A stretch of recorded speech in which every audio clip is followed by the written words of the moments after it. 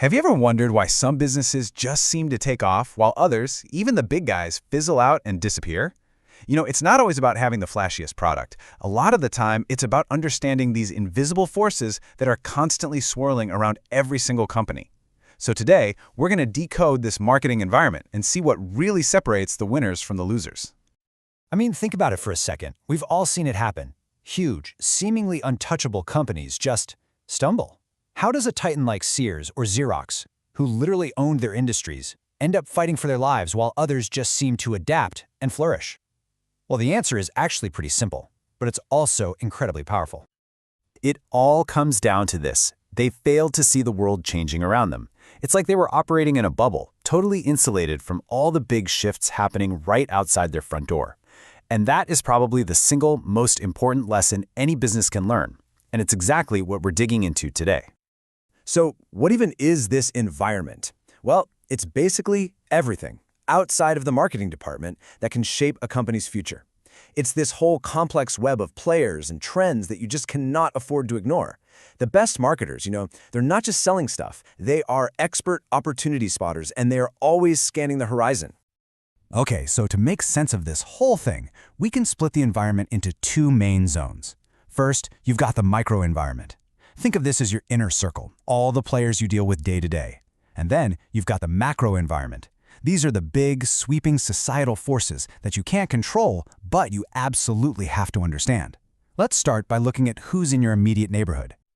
All right, so the microenvironment. This is all about the actors that are close to the company, the ones that directly affect how you serve your customers. These are the relationships that you're building and managing like every single day. And here they are, the 6 key players in your inner circle.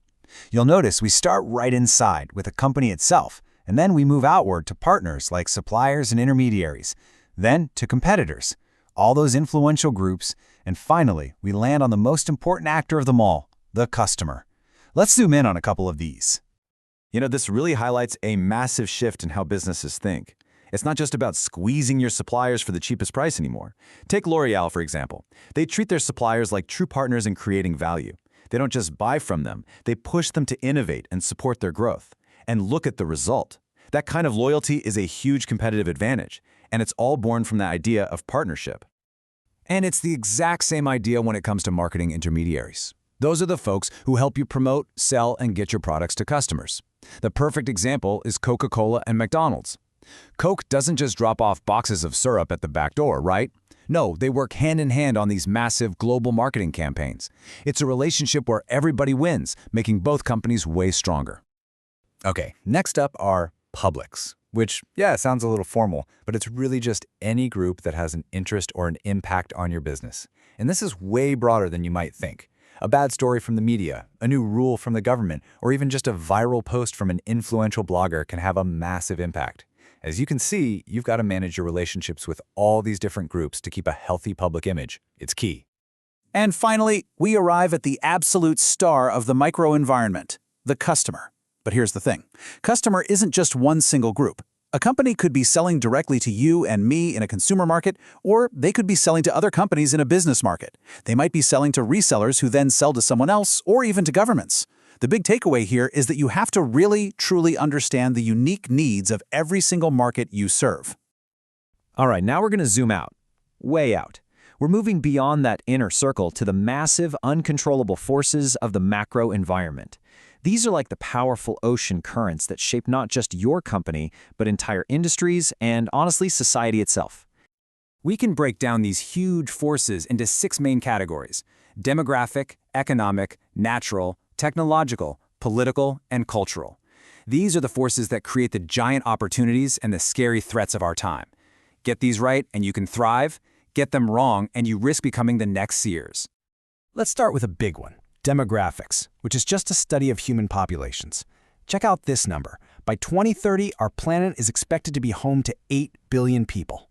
For marketers, the basic logic here is pretty simple. More people equals more potential markets. But the real genius is in digging deeper, tracking all the shifts in age, in family structures, diversity, where people are moving to. That's where the opportunities are. Next up is the economic environment, which pretty much boils down to how much money people have to spend. You've got your rich industrial economies with tons of purchasing power, then you've got subsistence economies with very few market opportunities. But the really exciting one for a lot of businesses is right in the middle, developing economies, where a growing middle class means a massive opportunity for growth. The natural environment has become such a major force in marketing. Now, companies have to worry about things like raw material shortages, pollution concerns, and more government rules. But, and this is a big but, this also creates incredible opportunities. I mean, the whole green movement has allowed companies like Timberland to build their entire brand around sustainability, tapping into a really powerful and growing consumer desire. But if there's one force that's changing at lightning speed, it's got to be technology. I mean, tech can make whole industries disappear overnight, but it also creates these amazing new possibilities. Look at what Burberry is doing. They're putting these tiny RFID tags in their clothes, which lets them create this kind of magic mirror experience in their stores, showing customers personalized content. How cool is that?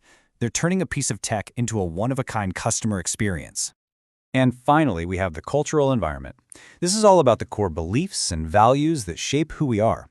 Smart marketers are always watching for shifts in how people see themselves, how they see others, organizations, and the world around them. For instance, this growing view of nature as something to be treasured has created this massive LOHAS market. That stands for Lifestyles of Health and Sustainability. It's created a demand for everything from organic food to ecotourism. So, you've analyzed your inner circle, you've scanned the big outer forces, now what? Well, the real magic isn't just in watching these trends. It's about using that knowledge to make smart moves and get a real, tangible edge on your competition. This quote from our source material just nails it. The best marketers are proactive. They don't just sit around and wait for a change to happen and then react. They see it coming, and in some cases, they're the ones who actually create the change, pulling the rest of the market in a whole new direction. So if you remember just one thing from all this, let it be this. Your business does not exist in a vacuum. It's a living, breathing part of a dynamic, constantly changing world. By getting a deep understanding of both your inner circle and those huge forces shaping our world, you can go from being a victim of change to becoming a master of your own destiny.